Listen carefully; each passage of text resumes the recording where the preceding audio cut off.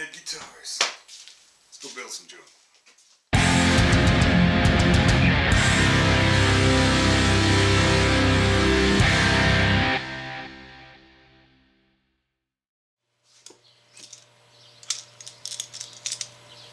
Now, these days, especially when you're using nice pretty wood, I really like using side dot material for my dot dots. And 1, 2, 3, 5, 7, 9, 12, 15, 17, 19, 21, and 24.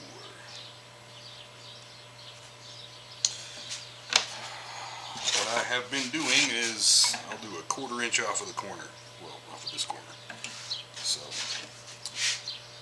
and then do it on the treble side from after 12.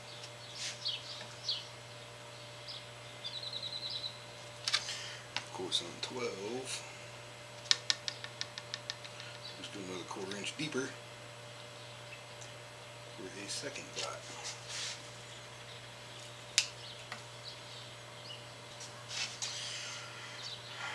And then from here on out, a 1/4 inch gets to be, it's almost center, so it would look weird, and then it's more than center, so just center them from there on out.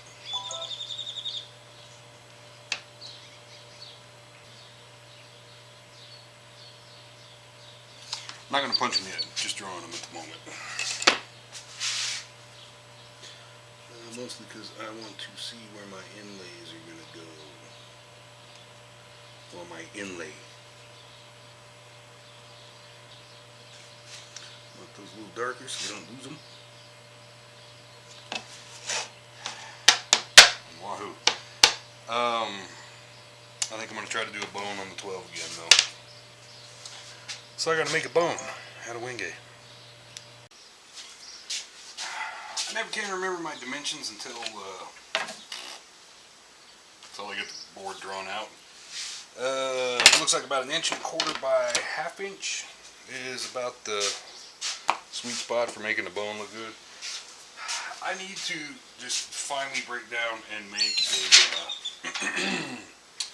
a bone in Photoshop that I can print a bunch of times, like my logo. So I just had to hand draw it out. Yeah, anyway. So I think I'm going to x-acto that out. But first, let's consult the magic box of inlay goodness.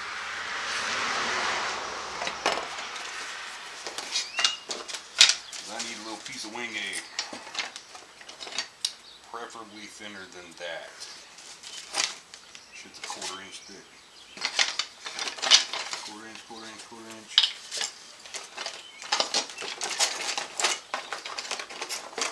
Good Lord, that's fat. Oh, backplate left over. Crap. I might be dealing with a 1/4 inch. That does not excite me. Hoping I find something a little thinner, because that's going to be a lot of work. Pookie. That's what I got to work with. Okay, a couple things. We need to do our dots. We need to do our truss rod access port. And the bone on the 12th fret inlay. Which I just super glue and masking tape to a piece right on the corner. So ran that on the belt sander to get it down a little bit more. We don't want to go too crazy. And I'm doing it so that the grain is crossways, so it looks, you know, I mean, not that you really see grain like this in the maple, but technically the maple is running that way, so we're going to run the Wenge that way too. And it doesn't hurt that this was really not quite wide enough for this long ways, so it's going to work out.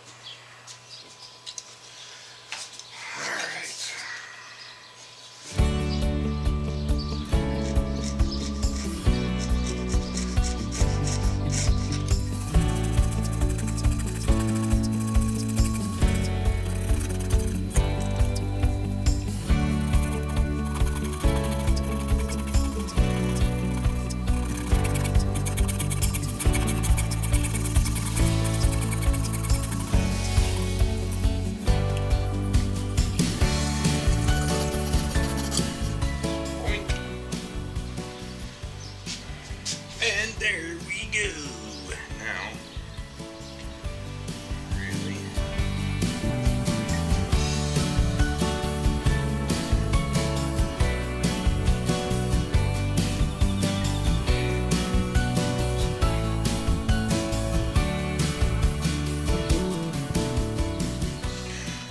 Alright, give that a few seconds to dry and we'll score it and all that crap. I don't enjoy inlay. It's super duper tedious and tiny. It's not my favorite thing to do, but maybe I need to find a way to change that attitude.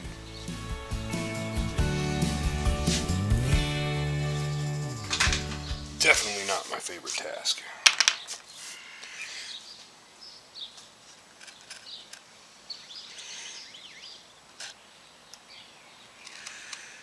Well, anyway, we're going to score this around 2 or 3 times. Peel it off, see how we did. Do a little cut to cut between the x-acto and the smallest chisel I got. And once we get the outline cut out nice, then we will go to the Dremel. Yeah.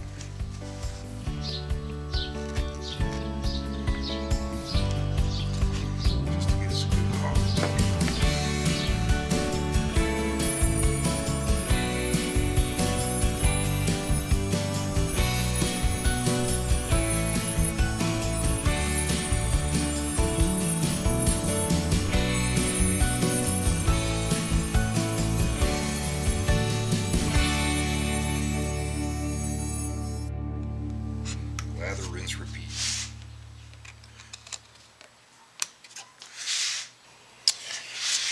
Not my cleanest, best work, but it'll be alright. But we are definitely deep enough, so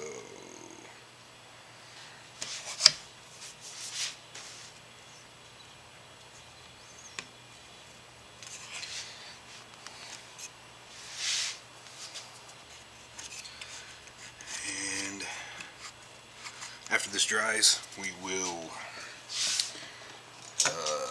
get it down to depth with the rest of the board, and then use some natural filler or mix up some filler from some maple dust to just fill in the little cracks and the split in the bone and all that kind of stuff, and hopefully it'll look nice. Went to plane this off a little bit, and it was a lot of tear out.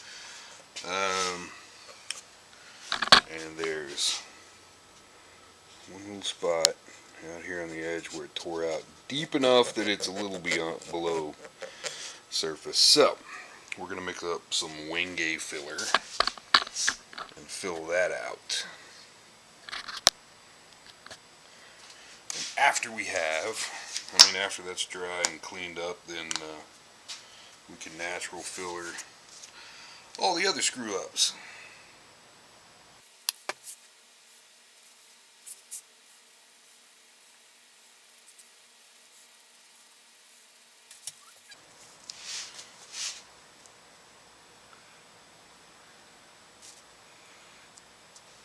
It's like chocolate frosting.